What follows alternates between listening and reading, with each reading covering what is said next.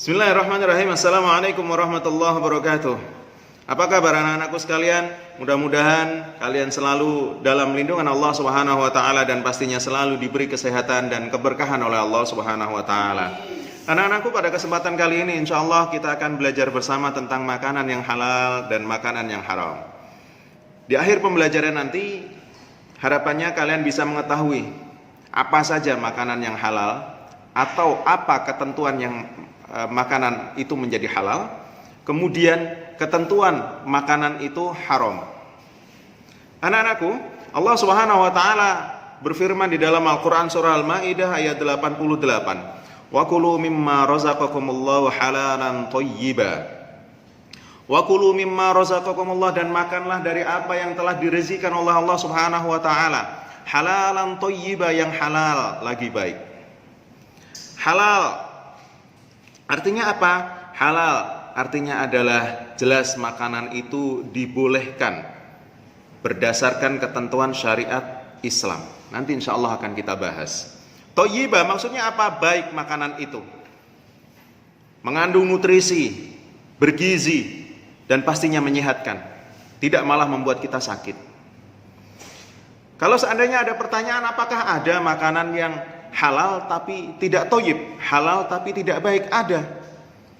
Seperti contoh nasi yang sudah basi. Nasi yang sudah basi ini halal, tapi tentunya tidak lagi baik untuk dimakan karena sudah tidak ada manfaatnya, tidak ada nutrisinya, tidak ada proteinnya, bahkan bisa membuat tubuh kita menjadi sakit. Yang berikutnya adalah ketentuan halal. Itu apa saja?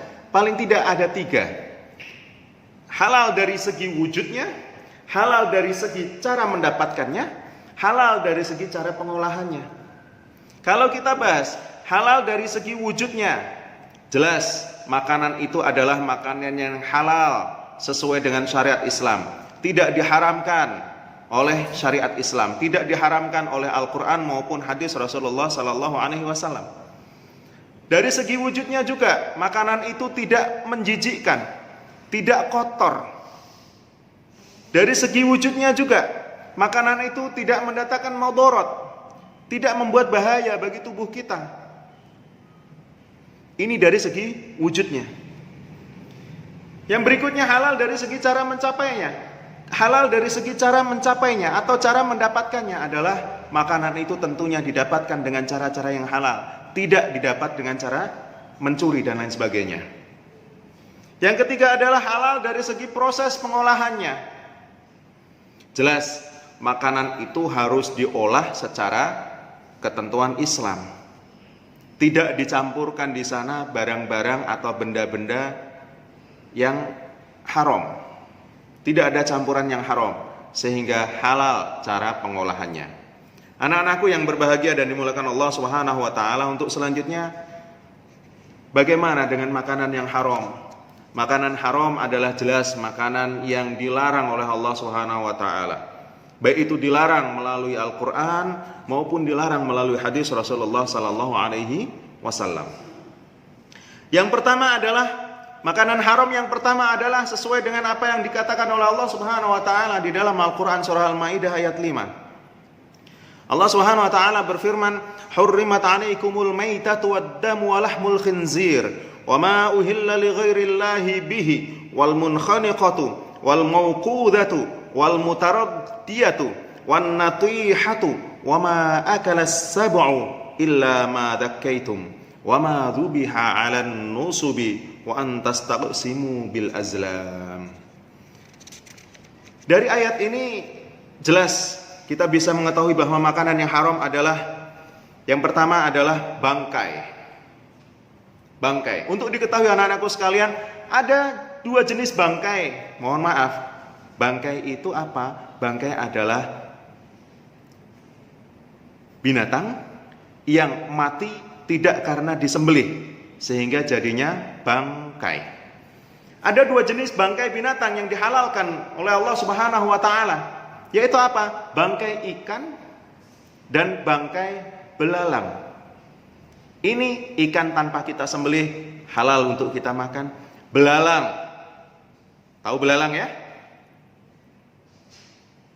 belalang tanpa kita sembelih, boleh bagi kita untuk memakannya. Bangkai selain itu pasti haram. Yang pertama adalah bangkai. Yang kedua adalah darah. Mohon maaf, darah. Tahu darah ya? Darah yang ditampung, yang sengaja dibikin, mohon maaf, dalam bahasa Jawa kita biasa menyebut dideh atau asren atau saren, ya. Itu darah sengaja ditampung untuk kemudian dimakan. Ditampung di sebuah tempat gitu, didiamkan semalam atau sehari, dikasih garam, besoknya menggumpal dia. Ini adalah darah yang haram. Ya, darah yang haram karena sama sekali tidak ada manfaatnya, tidak ada proteinnya, tidak ada nutrisi dari darah yang seperti ini. Yang ada adalah penyakit. Na'udzubillah. Yang berikutnya yang diharamkan melalui ayat ini adalah daging babi. Daging babi jelas haram.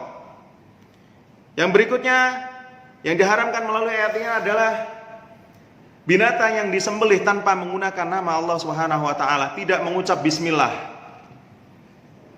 Ya, asal sembelih saja, tidak mengucap bismillah, ini jadinya haram. Kemudian yang diharamkan juga adalah binatang yang mati karena tercekik, binatang yang mati karena dipukul, kemudian binatang yang mati karena terjatuh, kemudian binatang yang mati karena ditanduk oleh hewan lain, kemudian yang mati karena diterkam oleh binatang buas yang lain.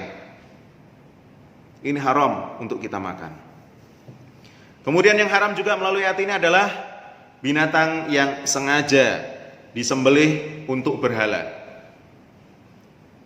Ini adalah ketentuan haram sesuai dengan Al-Quran, surah Al-Ma'idah ayat 3 yang Pak Anwar sebutkan tadi. Berikutnya, makanan haram juga adalah makanan yang mengandung madarat, yang mengandung bahaya bagi tubuh kita, bagi jiwa kita, bagi akal kita, bagi moral kita. Kalau seandainya itu membahayakan bagi tubuh kita, seperti yang Pak Anwar sebutkan tadi, maka jadinya haram. Yang berikutnya, yang ketiga, yang termasuk haram juga adalah yang termasuk khaba'ith atau makanan yang menjijikkan. Ya, makanan yang menjijikkan. Pak, bagi saya itu tidak menjijikkan, maka boleh aku makan, Pak. Menjijikkan dari segi umum. Jika orang secara umum mengatakan itu jijik, maka jadinya binatang itu jijik. Binatang itu menjijikkan. Anak-anakku yang dimuliakan Allah Subhanahu wa taala, lantas mungkin ada di antara kalian yang bertanya, bagaimana hukumnya katak, Pak? Apakah katak itu haram atau halal? Katak itu Rasulullah sallallahu alaihi wasallam pernah melarang sahabat dengan mengatakan di dalam sebuah hadisnya, la taqtulud dhafadi', kata Rasul. La taqtulud dhafadi', jangan kau bunuh katak.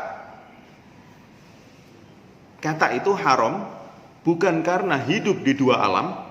Ya, sekali lagi, katak itu diharamkan untuk kita makan bukan karena hidup di dua alam, tetapi karena perintah, karena larangan dari Rasulullah sallallahu alaihi wasallam tadi.